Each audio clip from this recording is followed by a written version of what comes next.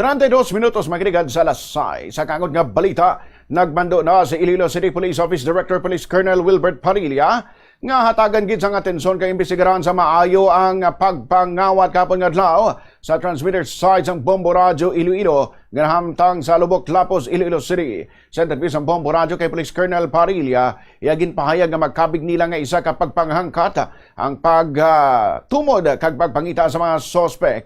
Bangod wala sang CCTV sa lugar, rason nga makaapekto ini sa mga signal sang estasyon. Apan sanuman sa iya, pagalantawon man sa kapulisan ng mga CCTV footages nga malapit sa site agud makabulig sa ila agud nga matumod ang mga individual nga yara sa likod sang pagpangawat. Ginsiling man ni Padilla nga dako gid nga bulig sa investigasyon ang koordinasyon man o kon kooperasyon sang publiko. Ilabi na kung magyara sang impormasyon o kung hibanuan ang mga ini. Dugang pa niya siguraduhon gid sang kapulisan nga protektado ang sinuman nga magatestigo o kung maghahatag sang ihimalo na hanungod sa among pagpangawat. We have directed dinadirect na natin yung Chief of Police ng Station 8 to focus on this kung paano or ano ang reason bakit nawala yung ibang kagamitan dyan sa Bombo Radio. And then I have also directed the investigation section sa headquarters natin dito sa ICPO to assess the station sa pagkandak ng investigation. So nahirapan yung natin. Initially, medyo nahirapan yung mga investigators natin considering na wala talaga tayong CCTV because according to their initial investigation na hindi talaga nilagyan ng CCTV kasi it can interfere sa distribution ng ating radio, communication signal, radio signal. So, sa ngayon, inisa-isa natin ngayon yung lahat ng tao na posibleng pumasok dyan, considering na meron din naman itong security guard. So, lahat ng angles ay pinagstudihan natin. Si Police Colonel Wilbert Padilla, direktor sang ICPO ka Bombo, maghahatag ang Bombo Radio Iloilo sang 300,000 pesos nga padya sa kung sino na makabulig agud madakpan kag mapasakaan sa nagkakaigo nga kaso kag mapreso ang tawo o mga tawo nga responsable sa pagkawat sa nasamid nga mga items o equipment. Sa subong pa rin lang sa pagbantay sa mga balita, pinagi naman sa 99.5 Star FM Iloilo, kag man sa YouTube channel kag sa official website sang Bombo Radio Philippines.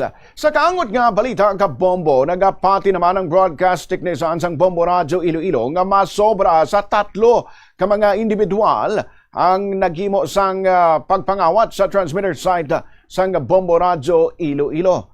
Sa liwat ang mga nagkaladula nga mga okon suno kay Bombo Nelson Baron nga pag-sign on pa lang kahapon, nag-drop out ng standing wave ratio kon SWR, kag tuman ka hina na ang power kung sa din kangay nga isa lamang ka kilometro ang malabutan sang broadcast ini.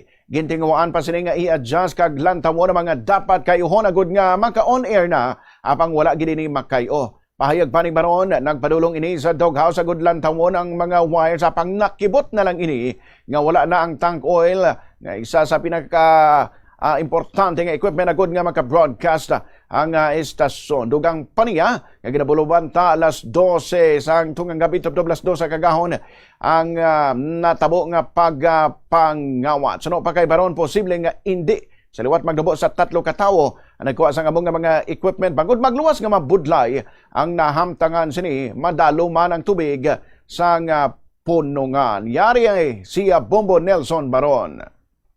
Adto ko sa may doghouse, ko sa naman ko tubing amon nga kon mga drop wire. Ang tawag sa drop wire, okay man.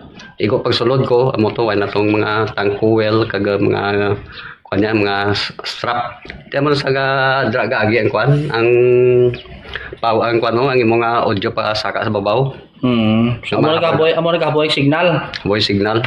Di pag sign off naman, okay ba man? Di laban-laban sir mga between 12 to 2 siguro mga drop. Patay oras. Patay ng oras. So nung paglanta mo, mapilak tawo nagbiras na?